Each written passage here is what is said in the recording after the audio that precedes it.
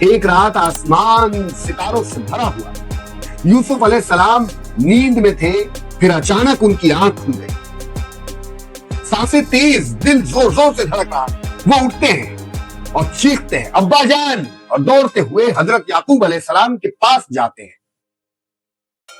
حضرت یعقوب پوچھتے ہیں بیٹا یوسف کیا بات ہے، کیا ہوا؟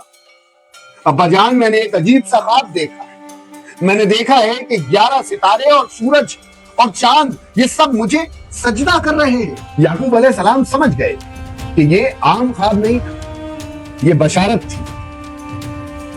انہوں نے یوسف علیہ السلام سے کہا بیٹا اپنا خواب اپنے بھائیوں کو مت بتانا ورنہ وہ تمہارے خلاف سازش کریں گے۔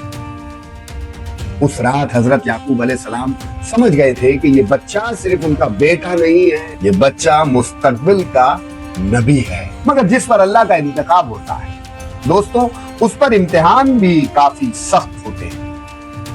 یوسف علیہ السلام کے بھائی اکٹھے بیٹھے، ایک بھائی کہتا ہے یوسف اور اس کا بھائی ابا کو ہم سے زیادہ عزیز ہے، ہم سے زیادہ پیارے ہیں، جبکہ ہم تعداد میں زیادہ ہیں، طاقت میں زیادہ ہیں، چلو یوسف کو قتل کر دو یا اسے کسی دور زمین پر پھینک دو تاکہ ابا کی توجہ صرف اور صرف ہم پر ہو جائے۔